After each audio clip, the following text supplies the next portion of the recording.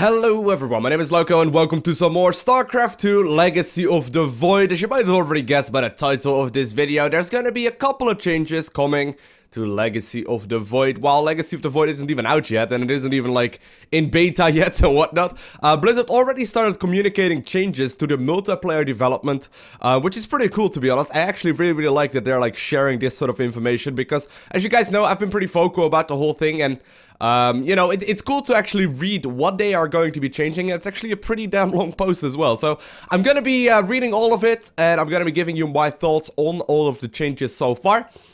Because I know that a lot of you don't even actually read these kind of posts, and you know, you'd rather listen to me ramble about these sort of things than you actually want to read them, and maybe you're not completely sure what the changes mean, or maybe you're not completely sure how it's gonna affect the game. So I'm gonna be talking about it for just a couple of minutes, and we're gonna read through all of the changes. Now please note, I got a little bit of cold, as you might have noticed by my voice right now. So you know, if my voice randomly starts cutting out, you know exactly what is going on. But anyways, here we go. Legacy of the Void multiplayer development update, December 17th, 2014. We wanted to give everyone an update on the current state of Legacy of the Void in order to gather more feedback and work together with everyone in order to prepare better for the upcoming beta next year. Obviously nothing is final, even for the beta, and as you'll see below, we're still in a phase of exploration and testing, so please keep this in mind. Now what I'd like to do first is actually go to the Protoss changes, because I think that is a little bit more interesting and like one of the bigger things to be talking about for right now, because I noticed there was a lot of talk going around about a potential beta starting pretty soon. So here we are. Protoss changes. Additional Protoss unit. We haven't finalized the design yet on a new Protoss unit, but it's something we're heavily focused on these days. We have general concept and ideas we are trying, but we haven't nailed something solid yet.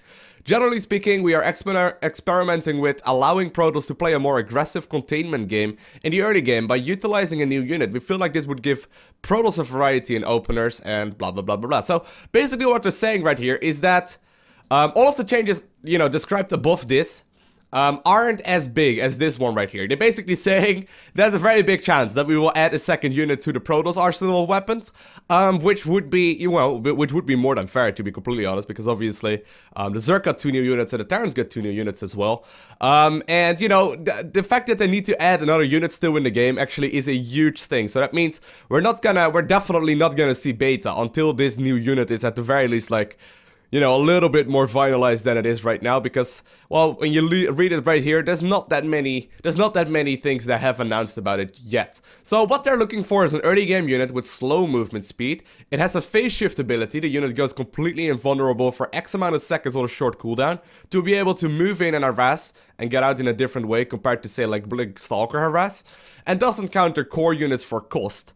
It just sounds like it would be too much. Plus, with the effective benefit or the ability, this unit could still be a great harasser, even if it's not effective for cost. So basically what they're saying right now is that this unit is still up for grabs, and there's all kinds of different ideas going around. They're asking for feedback, so if you guys have any ideas as well, I'm sure someone at Blizzard will watch these videos. If you have any awesome ideas for a Protoss unit that they can definitely use, please post that right below the like button in the comment section below, and I know for a fact that at least a couple people at Blizzard will be watching at least some of my videos. So, you know, they might be reading it, and maybe your idea will be taken into consideration. Now, another change they did to the Protoss units right here is the Mothership Core Photon Overcharge ability now hits ground and air again, and the Immortal Barrier upgrade ability is now an upgrade. So basically what they've done, in Wings of Liberty and Heart of the Swarm, the Immortal has a Hardened Shield passive ability, which allows the unit to actually just sort of absorb a lot of damage. With this upgrade, you don't really need to worry about that anymore, but you can actually activate sort of like a Hardened Shields upgrade that is called Barrier, and apparently is now an upgrade. The Barrier ability combined with a new ranged pickup from the War Prism has been too difficult to defend against without having air units. We're currently testing abilities, or testing having the ability as an upgrade. We may need to make tweaks to improve the ability if needed, but this is something we'll look forward to, or we'll look at going forward. So that's a pretty cool change. So there we go, the general gameplay changes. First, we would like to give an update on the resource changes we have showed at BlizzCon. In that build, resources were reduced to 70% of what they currently are in Hunters of Swarm. For our playtesting, oh my god, I can't read today. For our playtesting, we really liked that this setup encouraged players to move out more and take expansions more aggressively, which led to action-packed games. Now, one element we didn't really like about this is the fact that if you start harassing, the drones are already gone, or the probes or the SCVs are already gone. Now, I'm not completely sure if that is really an issue, because if you are a good player, you're gonna be figuring out anyway that the players have expanded. For example, at like 12 minutes, you'll be basically already 100% sure of the fact that your opponent took a third base and moved his workers from the main to the third, but whatever. They've decided to have the mineral patches to be 1500 minerals, and the other half 750 minerals, and a gas is 75% of the total. This way, players are still encouraged to take bases more aggressively. There are still reasons to harass most of the bases since they remain operational at half efficiency, and the macro on bases and transferring workers throughout the game becomes more meaningful and more rewarding to players who do this better. So all in all, honestly, this is not a very big change. It's not really going to change very much. It's just going to help players that aren't really good at scouting to be able to be a bit more efficient in harassing. Which is, I guess, alright. Worker count change. We've heard a lot of thoughts and suggestions on different starting worker counts for Legacy of the Void. As you guys know, there's currently 12 starting workers, and they're basically saying we are gonna keep it this way for a little while longer, and we will test it out more. And honestly, I have to say, please keep the 12 worker starting count. I think it's absolutely awesome. As you guys know, I'm not a big fan of cheesing early game. I'm just not a big fan of like the 2 gates and the barracks units that can come out really early. And while that is still an option, while that is definitely still an option, even if you start off with 12 workers, I would say that this is one of the better changes they have done, because what this basically does, it shaves the first 2.5 to 3 minutes off of the game time, which is great because most of the time when you're playing StarCraft, the first 10 minutes or so are just building up. So right now, maybe the first 7 to 8 minutes are building up phase, which is absolutely awesome. I think it's a great change because it allows you to just play more games and have less of the boring part. So I sincerely hope they will keep the 12 worker count because it's just a lot more fun. Like, the game starts off more action-packed instead of, you know, you gotta make 12 drones anyway, unless you're like making 6 pools, right? I mean, there's very few things that I don't like about it, and now I think about it, actually, now I say it out loud, there's really nothing that I don't like about starting off with more workers, except for one thing that I don't like, okay? If anyone from Blizzard is hearing this, the one thing that I do not like is that Terrans on every single map right now can get a normal Marine out and actually kill the first Overlord. That's the only thing that I don't like about it, because Overlords obviously are still as fast, and Marines can just sort of come out a lot earlier as well, like 2 minutes earlier than they normally could. The normal time would be 3 minutes and 3 seconds for the very earliest Marine to be popping. And right now, I don't know exactly when that is, but I think it's like 1.5 minutes or something like that. Which just allows them to kill that first Overlord 100% of the time. That's the only thing I don't like about it, but I would rather see a tweak on either the maps or the Overlord speed than see a tweak on this thing. You know, just because I honestly think it's not like a huge deal. We might just have to start spreading Overload a little bit differently. The one thing that might be necessary in that case is to maybe like make the Overload speed upgrade a little bit cheaper, so we can get it for like 50 gas, 50 minerals or something like that, so we can still pull off the like 6 to 7 minute scouts, or well, I guess they will become like 4 to 5 minute scouts, something like that. But you know, that's the only thing I don't like about it. Other than that, this change to start off with 12 workers is absolutely amazing. Upgrades. We're exploring a couple of things in this area. The first is to have more meaningful upgrades in the game, and here's what we're thinking. Locate units that are used in the game that could potentially bring an impactful change at a much later stage in the game. We're currently looking at upgrades that bring a meaningful change to how existing units on the battlefield are used in a later stage of the game. The upgrades are for Zergling Speed and Ghost Cloaking are good examples of this. These units are already used in well, except like the Ghost is not really being used in gameplay all that much, right? But whatever. And I actually agree with this. Now, the second thing I actually really like as well, I really like the idea of this. Don't add upgrades for units late game. Unlike the units like the Battlecruiser or the Carrier or Thors come out with like additional upgrades, it's kind of pointless because you're not gonna do a timing attack anyway off of, you know, a Carriers or something like that. So I actually really like this, that they're saying, hey, you know, let's go move out and get all the upgrades going. For example, Ultralisk wait until the armor upgrade is done before. Because both building Ultralisk and researching the upgrades start at the same time, yeah. So this is kind of like a pointless little upgrade that's in the game, and I actually think it's pretty cool. So, you know, it's just making the upgrades more fun, so I think that's cool. We're also considering splitting up mech and air units again for Legacy of the Void. Currently, the unit lineup for the factory and the starport are very solid, and we're thinking about splitting them up again. Alright. Terrain changes. We've gone through the iterations of various units and abilities, and this is just a snapshot of where we are at again. All that PR stuff, I love it. Changes to the Herc.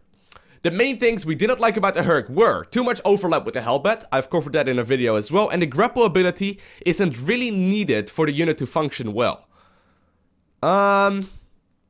I actually really like the grapple ability. The grapple ability isn't really needed for the unit to function well. What I like about the grapple ability is that you can like grapple onto like a line of probes or drones and like use the splash damage that they have and like the research thing to actually deal a bunch of damage. So I actually do think that the grapple ability is really cool because you can also like grapple onto banelings or whatnot and they sort of like die. I actually really like the grapple ability, but alright. The tech lab changed to the armory requirement. Okay. So that basically means the Herc is no longer an early game unit.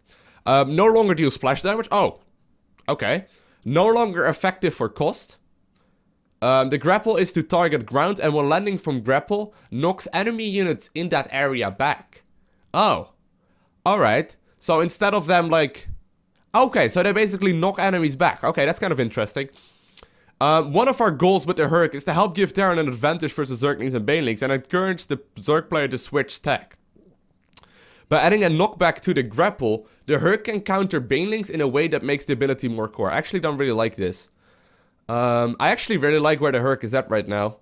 You can do some cool early game harassment with it, and if the Zerg doesn't have like, let's say 8 Zerglings out with speed to deal with that unit in time, you know, you basically are gonna lose a whole bunch of drones, and the Queens are actually fine at dealing it as well. I haven't played much Protoss versus Terran, but even... I think a single Stalker can deal with that unit fine. Maybe not actually, I'm not completely sure, but a Mothership Core will definitely be able to take that unit out. So, I'm not sure, I actually really like where the Herc is at right now. It's really expensive, like it's like 100 minerals, 100 gas or something like that, so you need to be very careful. Especially if you're gonna sacrifice going for the upgrade that allows you to do the splash damage. You obviously can't really use your... You obviously can't really research Stimpack at the same time, so I actually kind of like the Herc, but I guess Blizzard decided that they don't really. The Banshee attack rates decreased back to 6, so basically they aren't having, you know, they aren't as strong as they used to be. They had like 7 range, I believe, so they're gonna be decreased a little bit. And the Cyclone ability is autocast and the unit is rebalanced accordingly. So in Legacy of the Void, we've added a lot of units that are more active and difficult to use. So we've been exploring various ways to keep the high level intensive microplay while allowing the game to be a bit more casual for the average level player. So this is something I covered as well in the video where I highlighted spotlighted the Cyclone, is that the ability, once you have like a lot of Cyclones out, the ability is almost impossible to use, because you need to individually cast it on every single, you know, target that you want to be using it on. So I actually really like this. They're basically saying it automatically locks on if you want to, and prior to this change, whoever clicked faster was more efficient. Players who still want to make 100% sure that their Cyclones hit the right targets, turn off the autocast and use it manually. Okay, I actually really like this, because that means that even getting more than, like, let's say 6 Cyclones is still going to be beneficial, instead of them just being used as their primary attack, you know? So I actually really like this, that's cool. Zerg changes, and this is where most of you will probably be most excited for. The Lurker Siege range upgrade is no longer a Hive requirement. The Lurker is still working out well for us, but we felt the Siege ranged upgrade came in a little bit too late. I actually really agree with this. I played a bunch of games with the Lurker, and it takes like forever to get Lurkers out in general, but they're not very useful until you get the ranged upgrade, okay? You can't really move out aggressively with them until you get this ranged upgrade, which allows you to take out static defense, take out planetary fortresses, and just sort of lure the Terran and Protoss armies inside of the range of the Lurker. So I actually really like that they've changed this up to a tier level 2, which is apparently a typo, but yeah, I actually think this is acceptable. I think this is pretty cool. I do still say though that the Lurker damage is insane. Like they blow up things incredibly quickly. But whatever. I don't mind. I mean, I'm a Zerg player. I'm okay with that. The Infestor ability removal plus add, question mark. Aggressive mutation, for anyone wondering what this is, it's basically a little circle that you can put, or like a little like AoE ability you can put on friendly units that allow you to basically you know, buff up the enemy or the units that are in that little circle by a whole bunch of damage, which is pretty cool.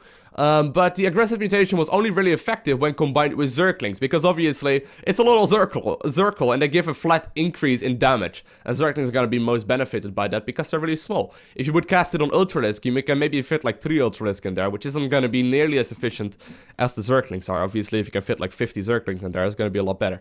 Maybe that's a little bit of an exaggeration, but they've decided to remove the ability. And if you feel that the buff is improving, Zergling damage is needed. I actually really like the way the Infestor ability worked, but I definitely do see where they're coming from. The thing is, like, Infestors are really cool, but they're never really used because they're sort of bad. So I would like to see something on the Infestor. Even if they're gonna remove this ability, the Infestor is once again not gonna be used. So yeah, therefore we're looking for other areas where the Infestor can be utilized. I'm trying to think right here of places where we would really want to use the Infestor. The thing is, the one thing that made Infestors incredibly useful in Wings of Liberty was fungal growth, right?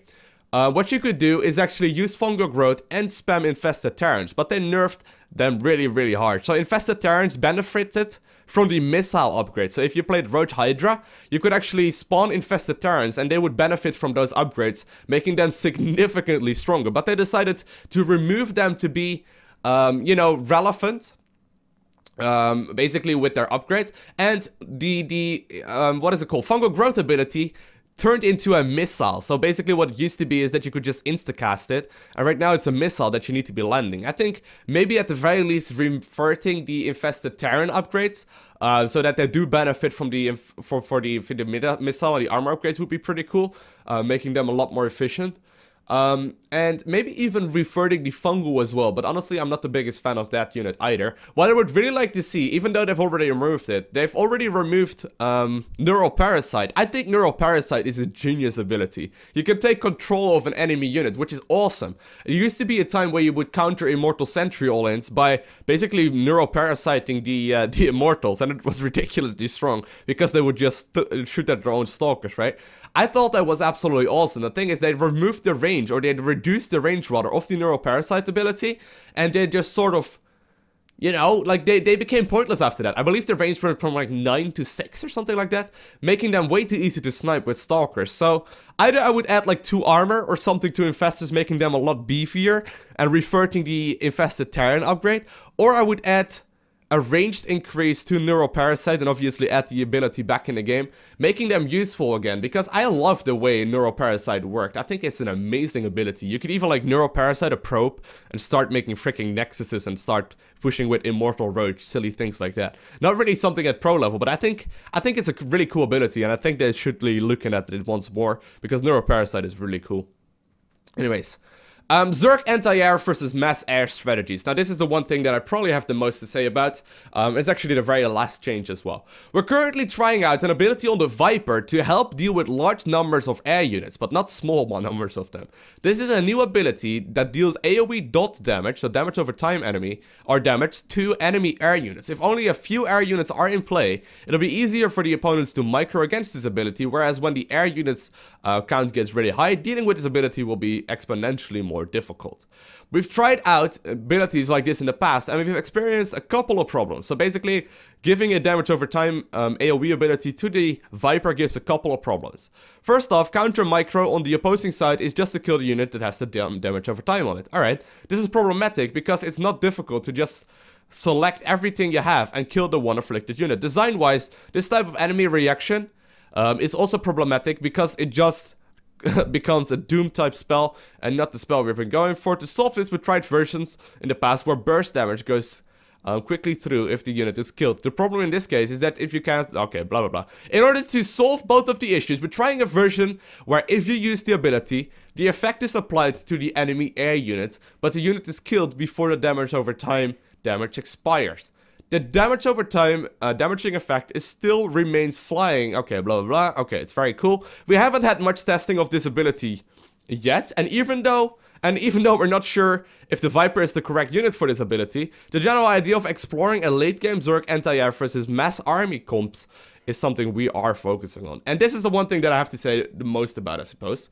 Zerg doesn't really have a good flyer that deals with other air units in the late game, okay? Zerg, just generally speaking, doesn't have an air unit that can deal with the other air units in the later part of the game. So let's say you have like a massive Void Ray army, or a massive Viking Banshee battlecruiser army. Those games don't happen very often. But Zerg has absolutely zero ways of dealing with that by playing Sky. You can make a lot of static defense, which I've already talked about in the past. I don't like the fact that you can make like massive amounts of static defense and go from there. But that's one of the few ways we can deal with that. Now, I'm not sure. I'm not sure how to deal with this. The Corruptor is supposed to be the ultimate anti-air unit, right? But the Corruptor is kind of bad at dealing with anti-air units. The only thing that the Corruptor is really efficient against, even though they got this new ability in Legacy of the Void, is dealing with Phoenixes. When you're going mass muta, you sort of like make 10 Corruptors and go from there and just hope that he runs his Phoenixes in them, right? I don't really like the unit. I think that at the very least the Corruptor should get about as much as a speed upgrade as Mutalisk. So, you know, you can actually micro them together like you do with Overseer. So you can actually have them in a group together instead of like the Corruptors being significantly slower and being completely pointless. I don't think anyone would get hurt from a Corruptor getting a bonus upgrade, not gonna lie. Like, what would they... Well, maybe they would be a bit easier to run from if you're playing Mass Viking versus Corruptor or something silly like that. But other than that, I would also like to see a damage increase to anti-air.